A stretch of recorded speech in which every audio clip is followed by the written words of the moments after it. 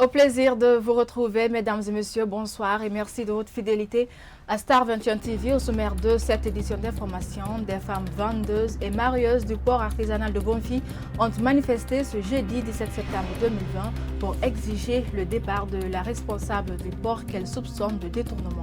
Les échos, c'est dans ce journal. À Kobia, il y a eu bel et bien 0 admis au BEPC après vérification des copies et notes des différents candidats. L'un des meilleurs élèves de la préfecture a fait 17 fautes en dictée. Nous irons dans la localité de Kobia dans cette édition d'information. Encore une fois, bonsoir à tous et bienvenue dans ce journal. Bref, pour ouvrir cette édition d'information, un tragique accident de la circulation survenu mercredi 16 septembre 2020 sur la route Kerouané-Kissitougou a causé la mort d'une dizaine de femmes commerçantes. Le drame s'est produit dans la sous-préfecture de Manfran. Le chauffeur et ses apprentis, eux, ont survécu. Aux dernières nouvelles, 6 corps sont déjà arrivés à l'hôpital préfectoral de Kissitougou. Les autres victimes ont été enterrées dans les villages où l'accident s'est produit. Et puis la prorogation de l'état d'urgence sanitaire par le gouvernement guinéen à la veille du démarrage de la campagne électorale inquiète certaines formations politiques. Selon eux, le gouvernement doit prendre toutes les mesures pour éviter les demi-mesures dans l'application de gestes barrières. Sayon Kamara pour plus de détails. À quelques jours du démarrage de la campagne présidentielle, le gouvernement vient de proroger l'état d'urgence sanitaire. Une annonce qui, selon certaines formations politiques en liste, ne rime pas avec l'esprit de la campagne électorale.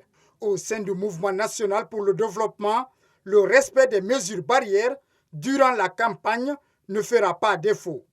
Maintenant, si c'est les mêmes mesures qui continuent, il faut préciser que pour toutes les campagnes, un rassemblement qui ne dépasse pas 100 ou qui doit être à tel niveau, nous avons prévu dans nos manifestations, même avant l'annonce de cette mesure, qu'on a prévu des bavettes pour nos militants qui vont nous accueillir et tout. Donc on est conscient de la nécessité de se protéger.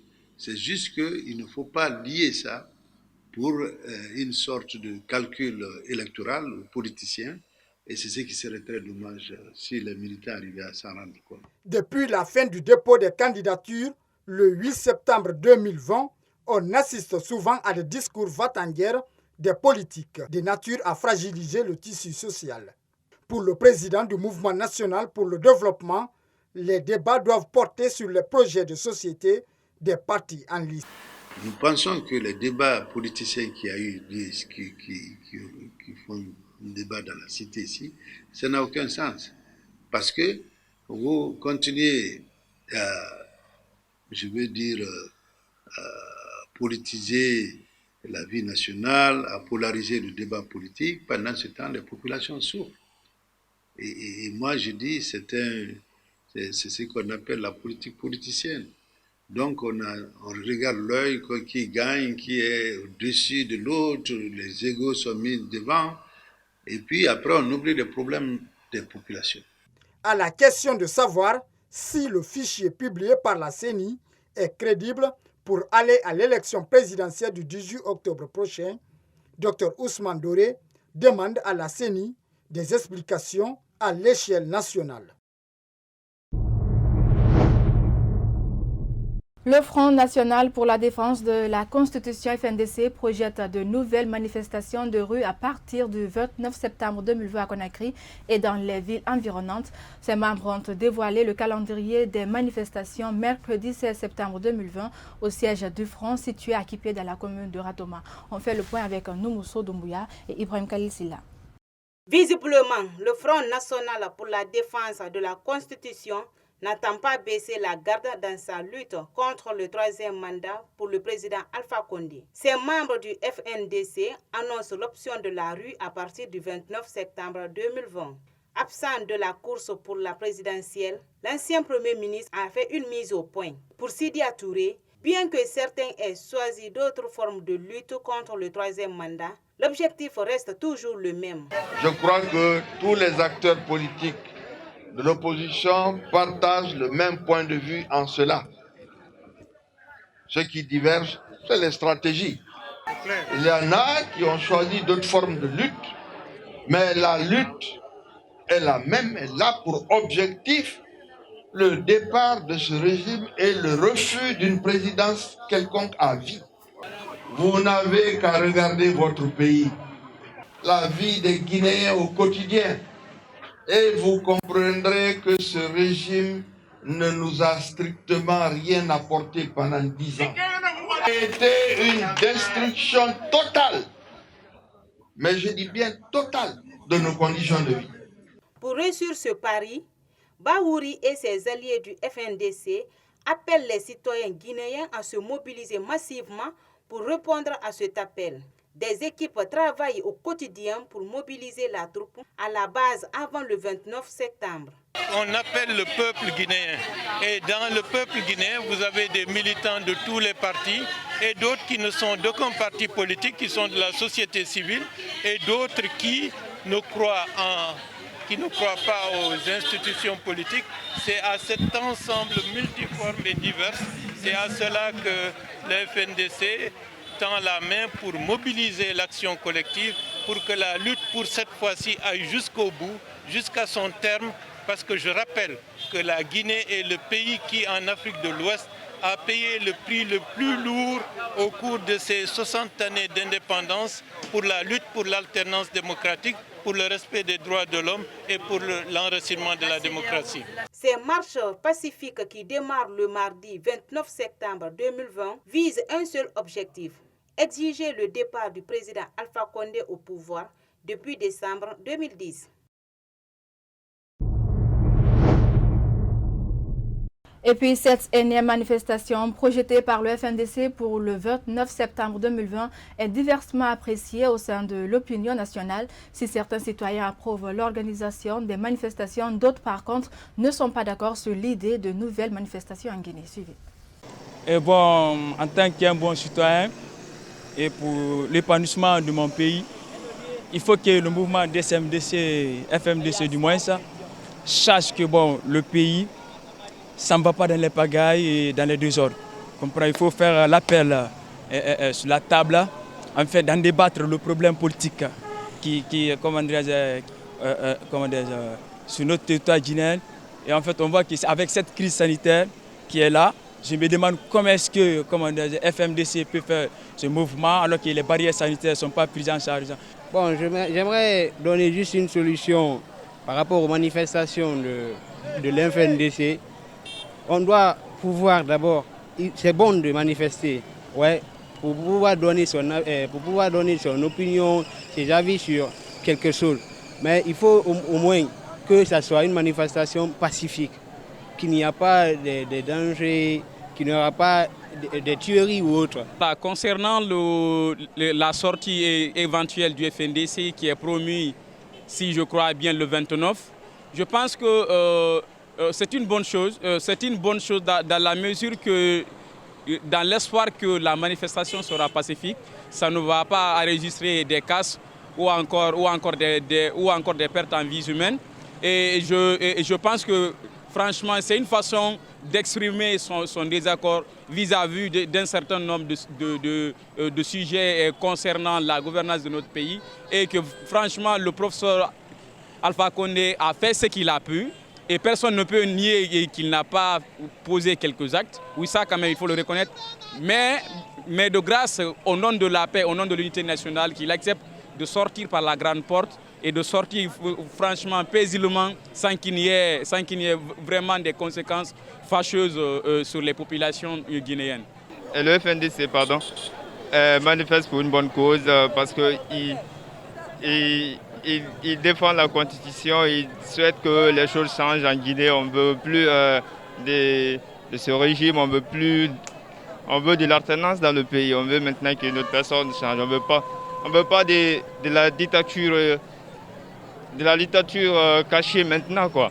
On veut que les choses changent dans le pays, on veut de l'alternance, ce n'est pas l'alternance d'idées. Justement, le coordinateur local du Front national pour la défense de la Constitution de la préfecture de Farana a jeté l'éponge pour adhérer au sein du parti au pouvoir. Sekouba Condé estime que le FNDC a déjà échoué dans son combat de défense de la Constitution. On fait le point avec Mohamed Salou Diallo. Alors que le FNDC n'a pas dit son dernier mot pour empêcher le président Alpha Condé à briguer un troisième mandat en Guinée. Son coordinateur local de la préfecture de Farana quitte le navire du FNDC. Sekouba Condé abandonne le combat et pose ses valises au RPZ Arc-en-Ciel. Notre objectif principal a été vraiment d'empêcher toutes les élections, non seulement les élections législatives, mais aussi les élections référendaires. Mais cela n'a pas été abouti. Nous avons échoué à notre mission générale. C'est pourquoi le 22 mars 2020, les élections législatives et référendaires ont eu lieu en République de Guinée sur toute l'étendue du territoire national. Ce désormais ancien coordinateur du Front anti-troisième mandat à Farana ne veut plus enregistrer une défaite dans un combat politique. Nul ne peut empêcher le président Alpha Condé à briguer un troisième mandat. Et rejoindre le pouvoir. Donc, voici les raisons fondamentales, monsieur, qui m'ont poussé de rendre ma démission au sein du Front. Moi, en tant que Sekouba Condé, je n'aime pas l'échec. Et si je vois l'échec venir, nous avons échoué pendant combien de fois? Nous avons échoué le 22 mars 2020 à empêcher les élections. Voici, qui peut empêcher à organiser les élections présidentielles du 18 octobre prochain? Personne ne pourra empêcher le chef de l'État. Donc, moi, je n'ai pas échoué et je n'échouerai pas. Ces démissions de part et d'autre au sein des partis et mouvements politiques interviennent à un mois seulement de la tenue de la présidentielle du 18 octobre 2020. Alors que nous sommes à environ un mois de l'élection présidentielle, la CENI est acculée par les délais légaux. L'organe électoral aura du mal à respecter le code électoral qui dispose en son article 35 que la distribution des cartes d'électeurs commence sur l'ensemble du territoire 30 jours avant le jour du scrutin. L'une des tâches noires qui pourrait affecter la tenue du scrutin le 18 octobre 2020. C'est un reportage de Mohamed Traoré et Ibrahim Paye-Kamara. Selon l'article 158 du Code électoral, la campagne électorale pour le scrutin présidentiel est ouverte 30 jours avant le scrutin. Elle est close à la veille de celui-ci, à 0 heure sur toute l'étendue du territoire national. Cependant, cette disposition de la loi électorale est foulée aux pieds par des partisans du régime qui organisent des mouvements de soutien à travers le pays. Une démarche que dénonce cet avocat Maître Amidou Bari. Moi, je ne suis pas surpris. Vous savez, en Guinée, le problème que nous avons, c'est l'impunité. L'impunité, c'est la violation des textes de loi. Ce n'est même pas en ce qui concerne la campagne.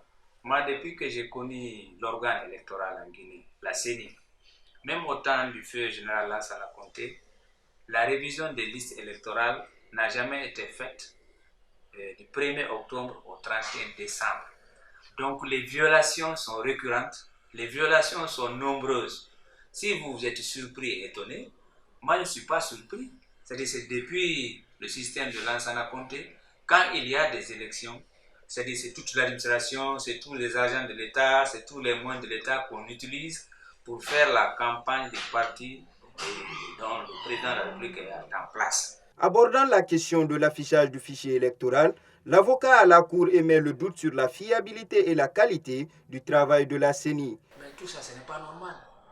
Je vous dis que même d'abord la révision, la CENI, aucun membre de la CENI ne peut rapporter la preuve qu'il y a une révision normale du 1er octobre au 31 décembre. Ça, c'est plus de 20 ans.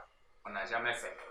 Mais à plus forte raison afficher les listes. Peut-être on aura les listes après 2 semaines de campagne, ou 3 semaines, ou bien 3 jours avant le vote. Tout ça, ce n'est pas normal. On suspecte. C'est une cause de suspicion. C'est-à-dire qu'il y a un doute. Pourquoi? Avec tous les moyens financiers, j'estime que la CENI reçoit des milliards de francs guinéens pour organiser des élections crédibles, apaisées et transparentes. Mais quand on voit le processus, moi je le dis, j'assume, il est bâclé. Parce que s'il n'y a pas une révision normale des listes électorales, c'est là-bas d'abord il y a eu la faute. Qu'est-ce qui empêche la CENI de faire la révision normale? Qu'est-ce qui empêche la CENI d'afficher les listes des électeurs pour que chacun sache est-ce que j'ai mon nom? Pour que les personnes connaissent s'il n'y a pas d'erreur. On ne le fait pas. Mais je crois que c'est fait à dessein. Vous savez, en Guinée, tout est fait à dessein pour que le plus souvent le pouvoir en place gagne les élections. Pour un bon déroulement du processus électoral, les acteurs de la société civile guinéenne militent pour le respect des règles et principes édictés pour sauver la nation guinéenne.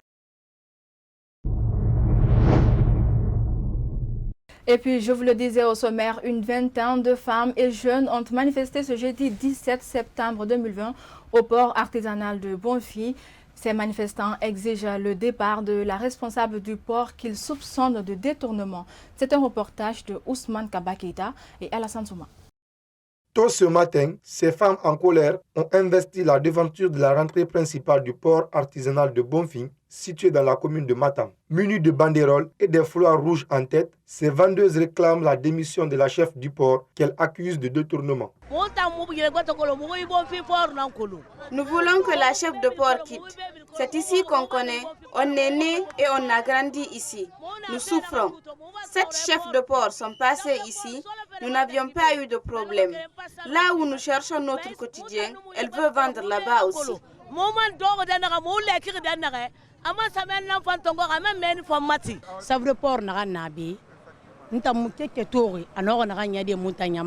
La chef de port qui est là, moi je ne vois pas le mal qu'elle peut nous faire. La dalle qui est là, c'est elle qui l'a mise. Le courant également. Elle s'investit à fond pour nous. Le staff administratif du port de Bonfi soupçonne une main noire derrière cette manifestation des femmes pour exiger le départ de leurs responsables portuaires. Il y a un groupe de délinquants qui sont au dehors du port. Ce sont eux qui viennent là pour semer la pagaille au port ici. Soit au port, il n'y a rien ici. Tout le monde suit son activité. Il y a quelqu'un qui les soutient, qui donne l'argent à les gens là pour venir faire la pagaille au port ici. Ils ont dit que le chef de port a revendu le port, il a revendu le port. Mais nous sommes aux crises de la glace. Cette frigo-là ne peut pas suivre la population. Donc il y a un opérateur économique qui est venu pour nous aider. Il a fait la construction. Donc c'est à cause de ça nous sommes embêtés avec les rebelles là. Au moment où nous quittions les lieux, les forces de l'ordre étaient déjà arrivées pour disperser les manifestants à coups de gaz lacrymogènes. L'ancien président malien Moussa Traoré à la tête du pays de 1968 à 1991 a tiré sa révérence mardi 15 septembre 2020 à Bamako à l'âge de 84 ans, une mort qui attriste plusieurs ressortissants maliens vivant en Guinée. On fait le point avec Jeannette Akoubodé et Ibrahim Paye Kamara. Bon, ambe jeka donc Moussa Traoré ala ka hinala ayan ko kiti muna ala ko nogaye ala ka fara silame suka ya rabbi anna fana bata je muna ala ka nogo an islame dembe ambe donc anga président ko Moussa Traoré. La communauté malienne vivant en Guinée compatit à la douleur de la famille éplorée de l'ancien président du Mali, Moussa Traoré. Ces ressortissants maliens se souviennent de leur président entre 1968 et 1991. Bon, le président Moussa, c'est un bon. Hein. Il était bien. Les moments que son pouvoir là, il était bien. On va prier du bon Dieu pour que là-bas, vraiment, les routes, ça va être propre là-bas. Vraiment, on fait les doigts pour lui. Selon cet autre Malien de Guinée, c'est Moussa Traoré qui a fait la promotion du bassin Bamako à travers le continent africain. En tout cas, c'est un monsieur qui a aimé l'Afrique beaucoup, avec sa tradition. Mais quand tu vois Moussa Traoré, c'est lui-même qui a mis les valeurs des bassins en Afrique ici. Parce que c'est toujours traditionnel avec ces trois pièces-là. Quand tu vois ces trois pièces, tu vois que là c'est un président malien. Même l'Occident, il portait ses habits traditionnels basins là-bas. L'Afrique et le Mali ont perdu un grand homme. Vraiment, c'est un panafricain. Vraiment, on prie Dieu, les gars ne prient de son paradis. Pour mémoire, le 19 novembre 1968, à 32 ans, il participe à un coup d'État militaire qui renverse le père de l'indépendance du Mali, le président Modibo Keïta. Il prend ainsi la tête du Comité militaire de libération nationale, CMLN, puis devient chef de l'État. Alors que certains espéraient voir les civils revenir au pouvoir, il fait adopter en 1974 une nouvelle constitution qui installe la Seconde République. Le coût élevé du transport en commun affecte le déplacement des élèves et étudiants en Guinée. Faute du prix du transport, certains apprenants sont obligés de chômer les cours parfois. Ce jeudi, notre rédaction a rencontré certains étudiants. Ah, ça, je ne vais pas vous mentir parce que ça joue beaucoup sur moi. Parce que moi, je quitte un quartier qui est très distant. Je quitte précisément Koya. Je ne suis pas à Koya Centre, mais je suis à Kassoya. Et dans cette localité, c'est une presqu'île. Chez moi, avant de sortir, il faut monter à 36. Et monter à 36, d'abord, ça me fait 6 000 francs. 6 000 francs de 36 jusqu'à Anta ou bien jusqu'à Kagbili, je paye encore un transport. Si avant je payais à 1 500, je paye à 3 000. Le tronçon de 3 000 m'est devenu 6 000. Imaginez, par jour, moi, je fais une dépense de 34 000 francs de transport. Si je n'ai pas l'appui des parents, vraiment, ça ne marche pas. Et il y a un problème majeur vraiment qui empêche beaucoup nous, les Guinéens, cette fois-ci en Guinée. Nous avons constaté que vraiment le prix du transport est très élevé. Et pendant le confinement, on avait dit que le nombre de passagers est limité dans les véhicules. Et nous avons vu que malgré tout, là où on partait à 1 500 aujourd'hui à Conakry, si par exemple nous on venait à l'école à 1 500, aujourd'hui c'est 3 000 francs. Et aussi à ce qui concerne pour le cas de l'intérieur du pays, nous constatons que vraiment les chauffeurs prennent de double transport dans les mains de nous, les passagers, en même temps en vendant toutes les places qui se trouvent dans les bus. Si c'est dans les minibus de fois, si le bus doit prendre 54 places, toutes les 54 places sont vendues et en même temps on paie les droits de transport. Où on quittait à 150 000 pour venir à Conakry, aujourd'hui on a rendu des difficultés, on était à 250 000 francs qu'on payait deux fois 300 000 francs. Donc je demande souvent au gouvernement de revoir ces cas de problème. Vu la conjoncture, ce n'est pas du tout facile actuellement. Surtout au niveau de l'état d'urgence, l'État a fait de son mieux pour imposer l'état d'urgence, disons comme ça. Mais cet état d'urgence réellement est en faveur des chauffeurs, des taximètres. Comment cela? Parce que si on arrive à diminuer 1 000 francs au prix du transport, de l'essence et qu'on arrive à doubler le tronçon, je pense bien c'est quelque chose qui est très très difficile. Surtout nous les étudiants qui viennent de l'intérieur. Nous sommes là, vu la conjoncture, ce n'est pas du tout facile. Comment trouver le manger à plus forte raison par rapport au transport.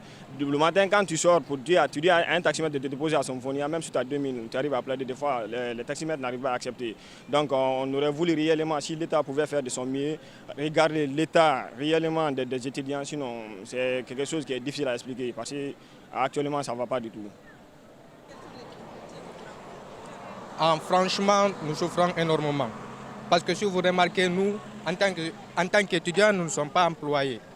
Donc, il y a d'autres parmi nous, c'est-à-dire ils se débrouillent ailleurs. Donc, c'est-à-dire il y a d'autres encore qui n'ont, c'est-à-dire nulle part où gagner quelque chose. Donc, s'ils se trouvent encore en tant qu'étudiants, nous sommes maintenant majeurs. C'est-à-dire demander des choses à chaque fois, c'est-à-dire à nos parents, vous voyez, c'est compliqué. Donc il y a d'autres qui quittent en ville pour venir ici, vous voyez. Donc il y a d'autres qui gaspillent 30 000, 35 000 et il se trouve qu'ils ne gagnent pas ça par jour, vous voyez. C'est extrêmement compliqué. L'inspection régionale de l'éducation de la baie a reçu dans la matinée du mercredi 16 septembre une importante délégation mixte venue de Koubia pour vérifier les copies et les notes des candidats de la préfecture au BEPC session 2020.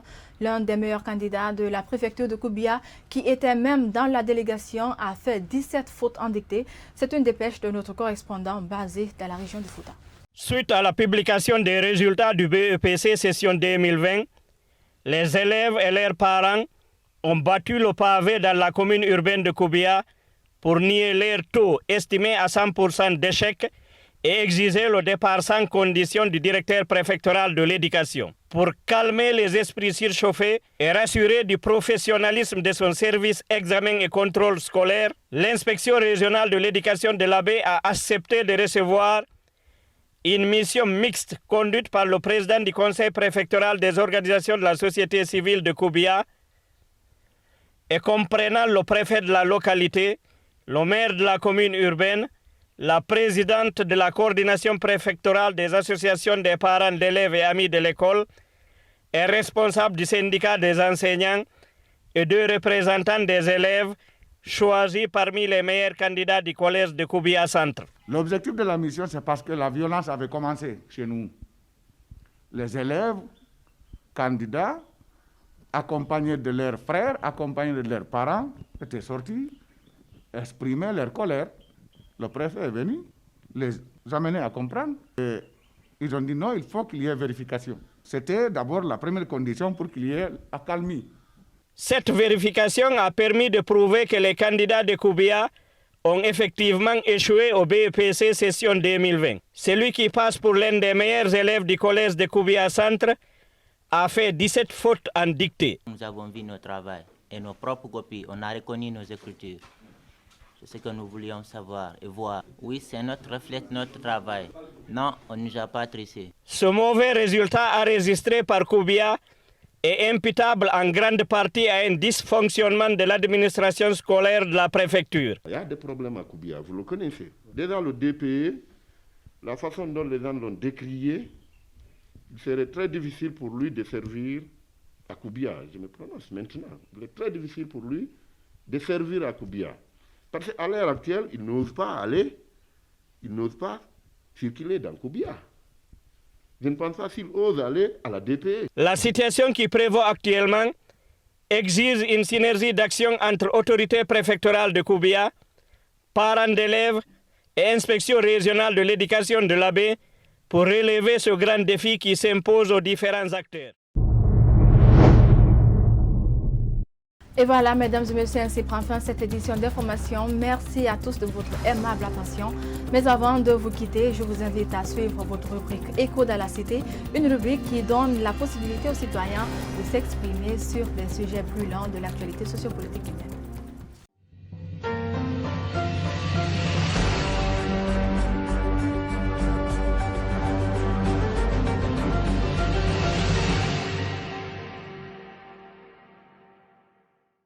No mabori ne ko fombi ngombe la so mboro nga matanga wo ngakiri ala musena ngintali tenda musu sama kono fo ngaji sana nga wakiri modo ile sare muna na biringa minigi ana mota se muna mota na fo mu ngamini donc mengesela mo ga ka mato donc nana no manana fala. C'est juste la paix. Je n'en pense pas si j'en ai eu. Depuis que yena ga to mon tom mundu bareta mostre ga yuri. Amon sozari men. Amon sozari men. Oh, parlez votre langue s'il vous plaît. Allez-y. On le parle. Durant toute votre journée d'aujourd'hui, est-ce que vous avez rencontré quelques difficultés? Non. Ah bon? Oui. Bon, aujourd'hui, à cause il y a un peu d'embouteillage ici. Bon, à côté de, comment dirais-je, un coup 5 là-bas, là, c'est bon quand même. L'air à quitter, c'est bon là-bas quand même. Donc, deuxième point, je voudrais que l'État n'a qu'à envoyer beaucoup de policiers sur la cause. Ici, l'air embouteillage, c'est très grave. Ça gêne les gens beaucoup même. Ah, mais nini, ala comme ouais, de sina jokita ko sari o wari kon. Donc, yimbe ben fono tampi kono bay ko nawna rere ala comme ouais wiude. O fami. E hore dum do wodi ko men yewtata kadi ko watti hore don. Surtout problème mabana. Bon, ka woni do nini menen ko 7 personnes me woni jettude surtout ka route prince do. Yon non autoroute ha koya ha en ville yimbe ben no jettude mabana 10 personnes. Menen fala andude kadi ko fiyon wadi do police be ngala accude yimbe ben jetta 10 personnes surtout mabana. Non, pour le moment, ce que je vois comme difficulté, c'est l'embouteillage sur la circulation. Regardez la caméra. Regardez comme il n'y a pas de policiers ici sur le rond-point. Depuis plus de 45 minutes, nous sommes arrêtés là-bas. Nous sommes très fatigués pour ça. Depuis que il y a fait, son mari fait dépense fait donc c'est pas facile. Faut mourir ça le fait taria, nana musotore. Gifure fe konta fil na fan namura. Na la makande mana la ga fure min o mabogera. Ala won sutrabe. Ala ga bolo fe so ni awumbe. Ya ga ya min nabi mo be. Ya ga ya min nabi mo bara toro. Wa fala menge ba ga mo mali na fere na konta filina mo ma. Ya min tangarabi. Awa. Anu ma ki te fe ko ni bara konta fili. L'intention il faut police et ton souris. police bara nsugo bara makobi banyira na ndi waleri bara na fam banye bara nsugo bara 40,000 banye kesega ndo na konto fili na kimato mbaki soge mamba fa do be na konto fili na ki ndo na nama ngabori ari seso to ngara na wama anya mbori ari seso so sinde ha aya mubama ba ko biri mona se muso to ma se ndeke iwe mo ko kaki ha bambe iwe mo fulo na iwe mo fulo kuina kula fa lo mi wolu ko kula awanga depuis que c'est ba mentor mundu bare masato kada wala la communante ko kulangal tiro swege ma be sare muso fe sese sare so fe orowi saninti yando mbalanta ma anti amma mosro mini sanin kelam junior gbele akodo tundo miskin el barator alo ko yemol mademe depuis ko yese ba sese e mo motor dio so toro yo mi masa banyalanga mi yalanga nyo depuis nada magidali diani noya e banya nya magidali na tele ni finke kono demba yala kono da fili ni yilangila ni ji teme yanka kanke lu deme anya latarala na jamana anya kono da fili mendo dunya kono alama kono da fili ni boda dunya ka anya yilangila mendo anya ni ne magidala tono tayla foi tayla mbay magida amba men so do ka anya wande na anke deme kunya ke wodi mfa wole kono da fili yankanya amba nan ni tele gba ko da place tambulo wodi tambulo fen tanke ko fanule bo kanke deme anya wole fala man salunya ay yehina ila yenya lo musoido sandi de no ta deile sininya sidi